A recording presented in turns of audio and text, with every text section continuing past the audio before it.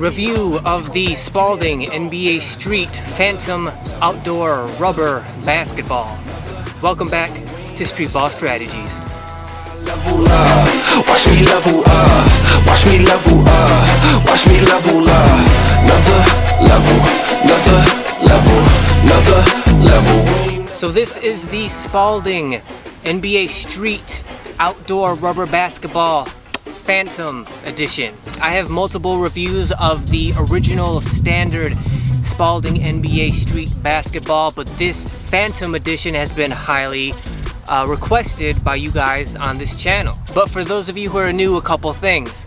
Number one, this is just a first impressions video. There will be a separate review video in terms of performance of this ball, and there will be another review, a separate review for the comparison to the original standard edition of this Spalding NBA Street basketball. Also keep in mind, this ball is completely brand new. It hasn't been broken in at all. Most quality basketballs, even outdoor rubber basketballs, require some kind of a break-in period. A couple weeks where you break down the material a little bit, you break in the pebbling of the ball a little bit, and that will give you the status of the ball that will remain throughout the majority of the ball's lifespan. But at this point, this ball is brand new and it hasn't been broken in at all. All of these first impression videos are in the brand new state, so just keep that in mind. These first impression reviews are just of how the ball feels right out of the box, and do I recommend the balls, depending on that factor. When I do a review of a basketball, I have 5 criteria I go over, which is the material that the ball is made out of, the pebbling of that material, the grip channels of the ball, the perceived durability of the ball, and the overall value of the ball. So let's talk material first of all. This ball is made out of rubber. It's intended to be an outdoor basketball made out of rubber. Rubber is my favorite basketball material. It's intended for outdoor play. I've only ever played outdoor basketball. I've never tried to play college ball or get to the NBA, so I've never been an indoor player. As such, I'm looking for a good, durable outdoor basketball that has nice, good grip on it. Because I'm only 5 foot 8 inches tall and I have average hand size for a 5 foot 8 inch guy. So my hand doesn't cover much of the ball when I go to grip it. That means that when I feel a ball, when I handle a ball, usually I just have my fingertips on the ball. Because I only have my fingertips on the ball, I'm looking for as much grip as possible that my fingertips can get. That means when it comes to leather balls intended for indoor use, or even composite leather balls, those balls are softer. They're intended to be softer, smoother. The material that they're made out of is supposed to be softer and smoother on your hands, which means on your fingertips, they're also softer and smoother. Whenever I go to a store and I'm looking for a new basketball, and I'm feeling the balls on the shelves in their boxes, I'm looking for a rubber ball that my fingertips can grip onto easily. Because of that, leather and composite leather are usually not my go-tos. The rubber on this ball is as good of rubber as I've ever felt in my 30 years of playing basketball. There may be other balls on the market that are just as good in terms of how good this rubber feels, but they're probably more expensive. But in terms of outdoor rubber basketballs, this is on par with any basketball I've ever felt in my 30 years of basketball. There's just a quality here that you have to feel for yourself. The rubber feels sturdy and thick. It doesn't feel cheap at all. It doesn't feel like there's been any kind of concessions made in terms of quality to keep the price down. It feels like good quality, thick rubber. It's exactly what you would be looking for in an outdoor rubber basketball. It's exactly what you would expect. So when I say it's the best rubber I've ever felt, I do mean that, and there is no comparison in terms of other $20 balls in 2021. I'ma get right in my bag. Why you gonna try to get mad? Linked to the material that the ball is made out of is the pebbling that is contoured and built onto the ball. In leather balls, composite leather balls, the pebbling is meant to be flatter because it's trying to give the ball a smoother, softer, more buttery feel.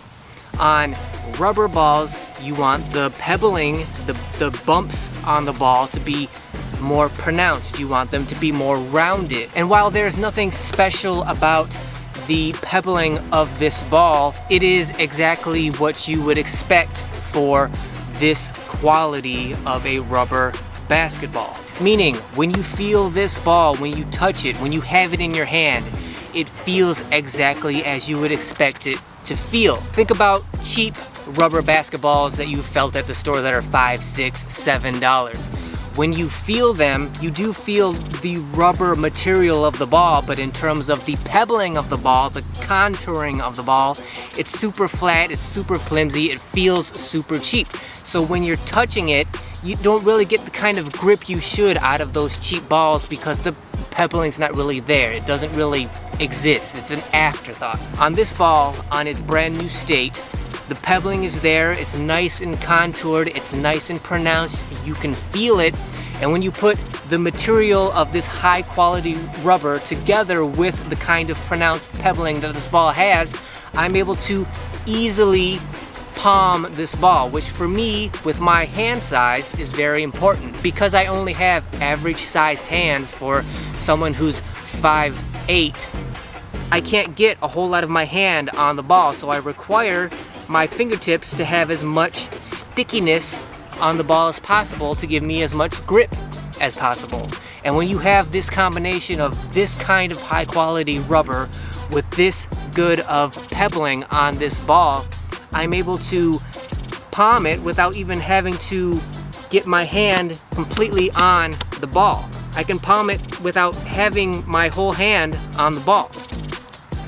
For me, that's very important. So while there is nothing special about the pebbling on this ball, the fact that it does give you the kind of grip that you expect every single time from the very beginning, I think it's underrated, but it is important because you don't want any kind of distractions when it comes to how your hand feels on the ball.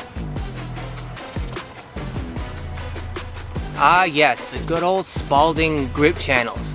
So I've alluded to this in previous videos when it comes to Spalding balls, and I don't know about their leather indoor balls, but their composite balls and especially their rubber outdoor basketballs, when it comes to the grip channels on the ball, that's where Spalding seems to kind of make a concession, kind of a conceit when they're trying to save money in manufacturing these balls. Because the grip channels on these balls are just okay.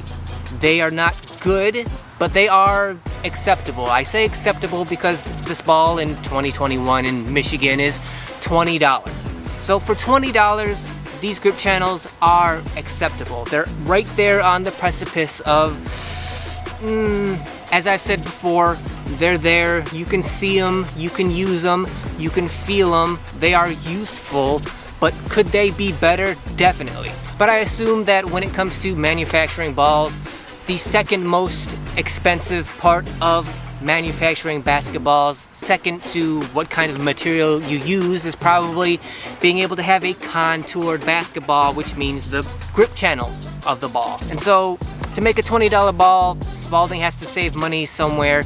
You can't have everything at a $20 price point. So at $20, are these grip channels good?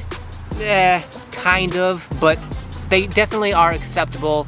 They're definitely not, distractingly bad by any means, but I do wish they were better. But for a $20 Spalding ball of this quality, they're good enough. Lastly, let's talk about perceived durability and value.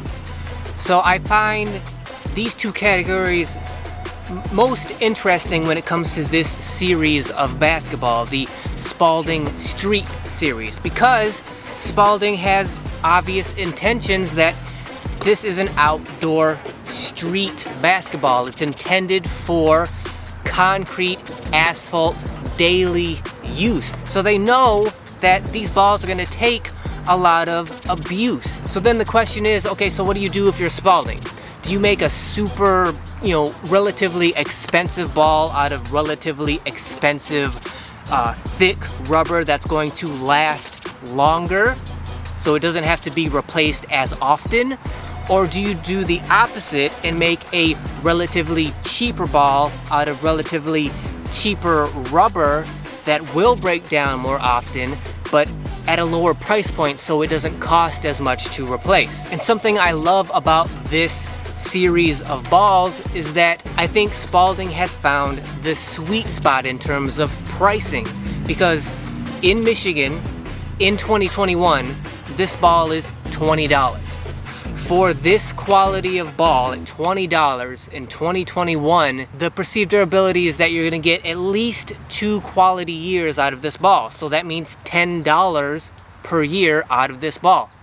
If this ball lasts you 3 years, which I would not be surprised, then the quality goes up even more. But say in 2023, if I have to replace this ball because I've used it daily and worn it down and it's just gone through its life cycle, I won't feel bad about having to spend another $20 for this quality of ball. So as far as the perceived durability, I think this ball is going to last you at least 2 years. Don't be disappointed if it doesn't make it very far past that.